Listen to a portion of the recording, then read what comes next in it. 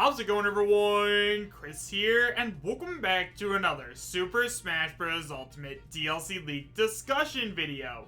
In today's video, we are actually going to be taking a look at some more information which has recently surfaced from Vergeben. So guys, for the past couple of days, Vergeben has been posting a ton of new information. Like the other day, he posted this long list of deconfirmed fighters, and now he's saying that all those characters aren't deconfirmed, so now he has come forward with a big explanation trying to tell us exactly what's going on. However guys, as always, and I cannot stress this enough, just because all this information does come directly from Vergeben, who many people believe is the most credible Super Smash Bros. Ultimate leaker, that does not mean that this leak is going to end up being 100% real, so make sure you guys take it with a grain of salt and realize that I'm talking about this just for fun. If you guys would like to read along while I talk, you can find a link to the original post in the description right down below. And now, with all that out of the way, I have to tell you guys where this information comes from. So guys, this thing was sent in to me by one of my subscribers on my Twitter, so if you guys haven't already followed me on Twitter, you can find a link to it as well as links to all of my social media presences, such as my Twitch and Patreon, in the description right down below, as well as the pinned comment. And now guys, with all of that out of the way, like I said, all this information comes directly from Vergeben, so let's just go ahead and take a look at what he has to say. So guys, like I said, all this information comes directly from Vergeben, and he starts by saying, I still don't understand how people are misconstruing things. Things in the top list were not deconfirmed, the bottom ones are. The issue arose because I listed characters in parentheses when asking about more companies to hopefully confirm or deconfirm, which were deconfirmed, not the companies in full like I misunderstood it. The things the character apparently isn't: Bandai Namco, Level 5, Ubisoft, Falcom, Nippon Ichi Software, Gordon Freeman, Doomguy or Doomslayer, Gino, Scorpion, Ryu Hayabusa, Arlie Naja, Sakura from Sakura Wars, Crash Bandicoot, Tracer, Reimu Hakure, Sora, Soul Bad Guy, Ragna, Billy and Jimmy Lee from Double Dragon, Dante, Phoenix Wright, Amaterasu, Monster Hunter, Sam Porter Bridges, Geralt of Rivia, Monokuma, Cat from Gravity Rush, or Kratos. However, Capcom, Sega, Konami, Arc System Works, Marvelous, Spike Chunsoft, Zun/Team Shanghai's Alice's Touhou Project, Bethesda, Koei Tecmo, Activision, Blizzard, Epic Games, Microsoft, Nintendo, Spirit and Assist Trophy promotion characters are not overall deconfirmed. I don't know how to make this any clearer. With deconfirmations like Reimu, Ragna, Soul Bad Guy, Billy and Jimmy Lee, and Monokuma, you can probably assess that means the character is not from Touhou, Arc System Works, or Spike Chunsoft though. But I won't make that conclusion myself, simply because I did not get a full deconfirmation that it is not those companies yet, like I messed up and thought because of lacking clarification. Then there is the odd thing with KOS-MOS to keep in mind, since me getting a not sure response about her is weird since I was told it was not a Bandai Namco character. I'm currently pressing for more information since the only thing that could explain that is if her rights issues muddies that up, or more particularly if it is her. If it uses the KOS-MOS redesign from Xenoblade Chronicles 2, it would mean that specific design is like how Nintendo owns Bayonetta's design from Bayonetta 2, not Sega, despite Sega owning the Bayonetta character, which could mean that Monolith Soft and Nintendo own the KOS-MOS redesign.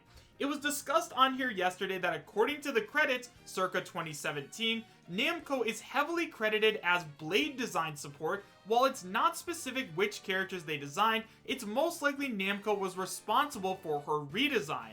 Also, the footnotes on the Nintendo website Xenoblade Chronicles 2 page does not mention Namco at all for copyrights. So maybe Nintendo does own her redesign, they just credited Namco in creating her. If Namco owned her, usually they would say character design copyright of Namco, which seems to be missing both from the credits and the website. KOS-MOS is owned by Namco. She's copyrighted to Namco in her official art for Xenoblade 2, but what may be the case is Nintendo may own the actual design, much like Nintendo owns Bayonetta's Bayonetta 2 design. that would be the only way to explain what's going on with her status with getting a not sure answer, while other Bandai Namco characters were thrown out already, at least until I do get a clearer answer about her. So yeah guys, that was a ton of information, so let's just go ahead and talk about it a little bit. So guys, I decided to go ahead and do a little bit more digging, and I actually found an update that comes from Vergeben. So he starts by saying, "The funniest thing to me about all of this is how I took personal accountability for a massive misunderstanding and have made every effort to express that I did. I've explained precisely what happened and offered to share screenshots of it even.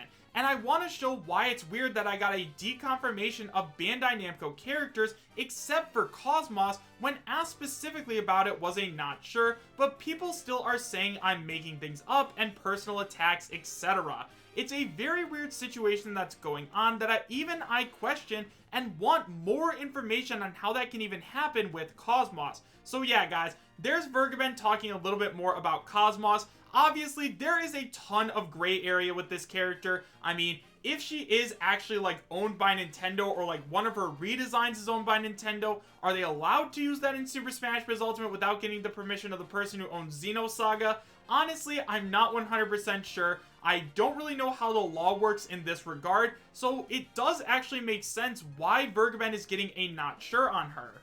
So yeah guys, at this point, there is a ton of gray area about who the next DLC character could be.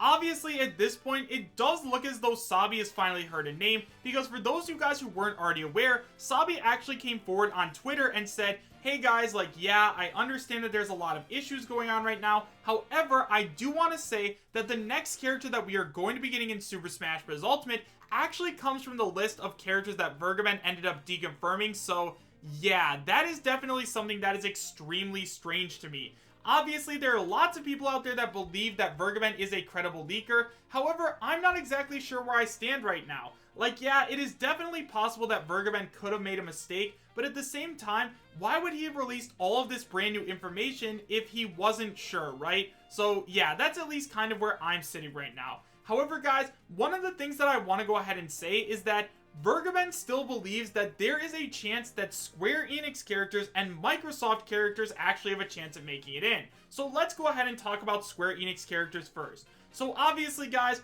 both Vergeben and Sabi have already deconfirmed Geno as being a playable character in Super Smash Bros. Ultimate, at least as the 5th DLC fighter, so yeah, it's not going to end up being Geno. And Sabi has said before that he also does not believe that Sora is going to be the next character. However, Vergeben hasn't said anything about that, so who knows, it could possibly be Sora as the next fighter. Now personally guys, I don't think that it's going to end up being Sora, just because Sabi did come out and say like, yeah, it's not going to be Sora, and you guys know that I do think that Sabi is the more credible leaker. However, another character that a lot of people are overlooking is Chrono. Like, yeah, I understand that Chrono is not like everybody's favorite character in the world, and I'm sure there's other characters that lots of people would like to see more of. However, if there is a chance of getting another Square Enix character, honestly, I'm kind of leaning towards Chrono at this point. And then guys, honestly at this point, I'm leaning towards Microsoft getting a character. Like, yes, I do know that Banjo-Kazooie is a character that's owned by Microsoft, and lots of people believe that you can only have one character on the Fighter's Pass from any given company. However guys, like I said, that is just a fan-made rule, so I think that a character like Master Chief actually has a really strong chance of making it in, or Steve. I mean, in terms of Steve, guys, Vergeben said a long time ago that some kind of Minecraft content was going to be coming to Super Smash Bros. Ultimate, and at this point, we still haven't seen anything from Minecraft, and considering it's the most popular game in the entire world right now, and everybody knows who Steve is and what Minecraft is, yeah, it should definitely have some representation. Also, guys, I think that Master Chief has a really good chance as well. There was some new information which recently surfaced, which we are going to be talking about in tomorrow's video, so make sure you guys are looking forward to that. But honestly, at this point, I wouldn't be shocked if Master Chief made it into Smash at all. However, guys, with all of that being said, make sure you guys let me know your thoughts about everything that we talked about in today's video in the comments section down below. Do you guys believe that Vergeben is still a credible leaker, or do you guys think that Vergeben has now officially lost all credibility? Why or why not?